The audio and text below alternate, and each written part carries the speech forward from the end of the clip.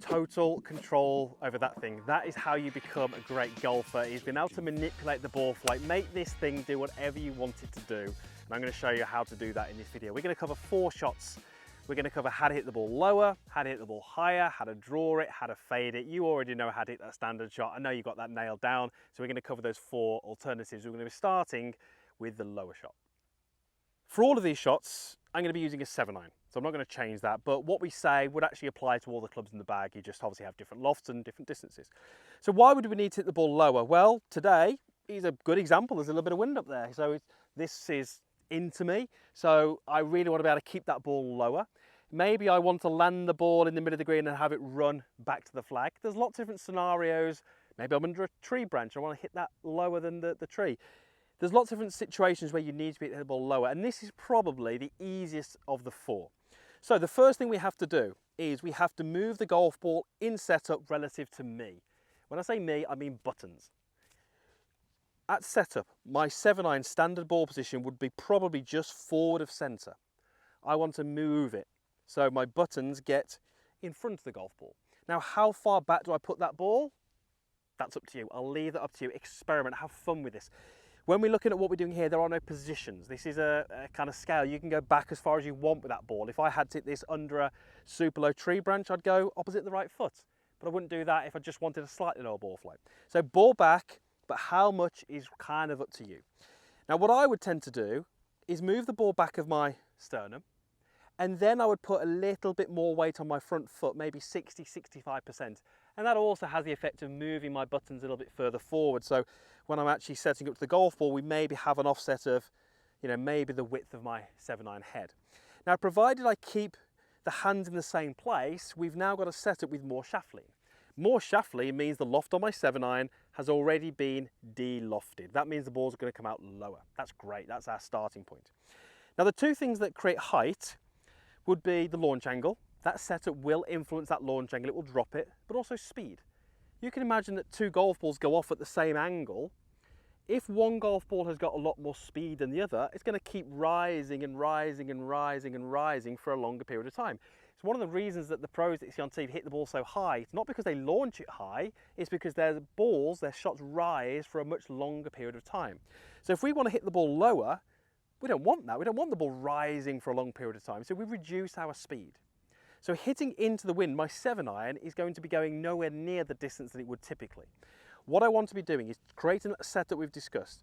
I want to be making a swing where I reduce the speed, and through the golf swing, I want to be feeling like the club head stays nice and low and wide. I don't want that club recocking early in this fashion here. Now, because of all those things, I'm going to be making an approach which is steeper to the golf ball.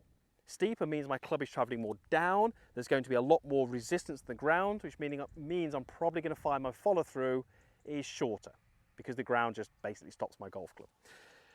So let's have a go. Ball is back, weight is forwards, more shaft lean. I'm going to make a more controlled swing and a shorter follow through.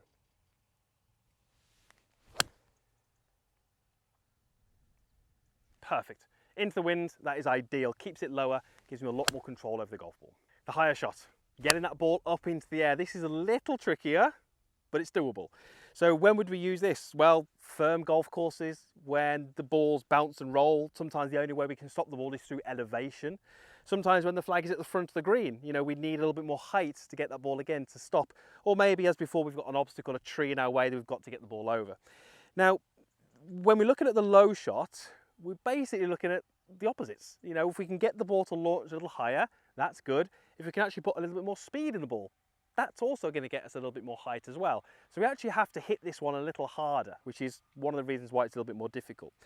Now, it would make sense that pushing the ball up in the stance helps, and it does. So if we went sort of, let's say, up here, so it's opposite my lead toe, kept the handle back, set the club in behind the ball, I've now got a 7-iron which has got way more loft than what's on the club head. So this setup here would be great for me hitting it much higher.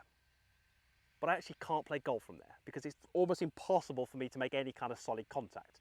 So when we have the ball moving back, we can sort of go back as far as we want. When we're looking at moving it forward, we probably can't. So I want you to have the limit as to when that club shaft is pretty neutral. So you can see here that I've moved the ball forward, and with any luck from that camera, my club shaft is nice and neutral. That's as far forward as I want you to go. Any further forward in it, it's just going to be impossible. So I've got ball further forward, I've got my shaft neutral, I've got my weight 50-50, and basically I'm going to be trying to feel very, very shallow through the golf ball, very little divot, and I'm going to be trying to hit this ball pretty hard. Now, when I'm hitting it harder, it might not go further because it's going more up as opposed to forwards. So I would guess here that if I was trying to hit this ball higher with a 7-iron, in normal conditions with no wind, I'm still going to be losing a few yards, even though I'm hitting this a little bit harder. So ball is forward, weight is 50-50, feeling super shallow, and I'm going to hit it pretty hard. No divot, higher ball flight. Definitely a riskier shot, but sometimes you just need it. It's good to have it. The draw shot, the one that's probably more desirable than any other on a golf course. You know, so many golfers are just desperate to be able to move the ball from right to left, just because it often looks better and it's considered a bit better of a shot. It's probably not, but let's go through how to play it. So we've got our target, which is the flag. There are two things which have to happen. Can't get away from them.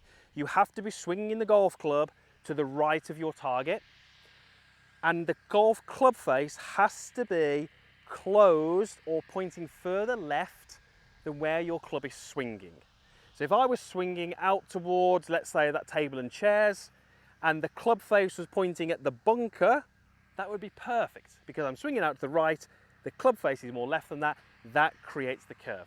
How do we do that? Well, the first thing is we have to change our aim. We have to aim out to the right. So I'm going to be using that table and chairs, and I'm going to be basically setting myself up, aiming out towards them.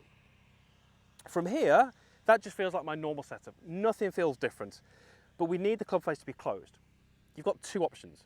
You either close it at the setup, so I'm going to twist the club in slightly, then take my normal grip. So when I look down, that club looks as if it's pointing left of me, which it is. That means now, provided I can swing along my body line, I have the perfect ingredients for a draw. That's the first option. The second option would be to have a more neutral grip, have the club face aligned towards the table and chairs, which is where you're aimed, and actually through the impact, just with your hands and your arms, manipulate the club face. Have the toe beating the heel to the ball.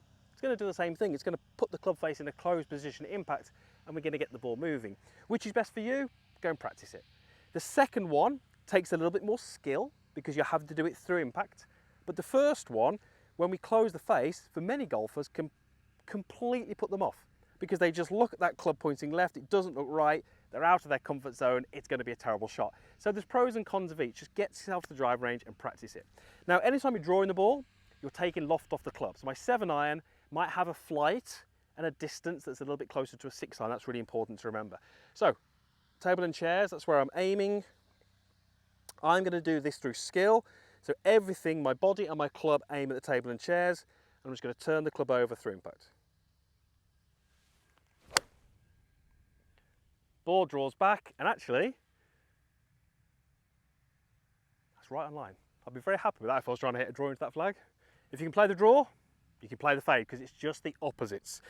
We do the same. We pick a target on the left-hand side, we aim our body to that target, and then we either set the club open at address, or through our swing, we leave the club open. It's the same as the draw, it's just reversed. One is at setup, one is through skill.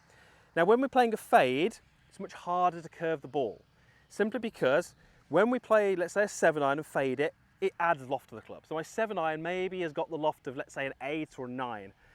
And when we start to play golf with those types of lofts, those kind of high 30s, 40s, it just becomes incredibly difficult to curve the golf ball. I'm sure you all appreciate and know that it's easier to curve lower lofted clubs than higher lofted clubs. So playing a 7-iron, opening the face, you turn it into an 8 or a 9, suddenly it becomes hard to fade it.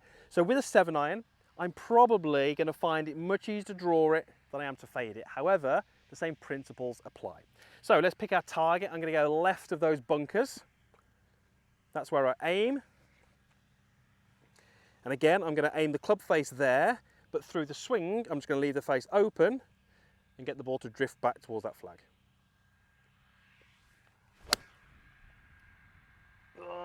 It's trying.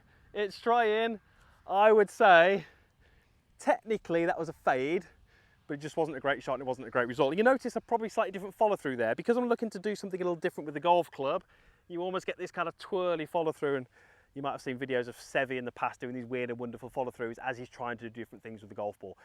That is a point to note. End position might feel different with all these swings, that's fine, just appreciate it. But practice those shots, have fun with it. If you can get some element of control over the golf ball, take it to the course, because like I said at the start, having control of that thing is really how you're going to elevate your game.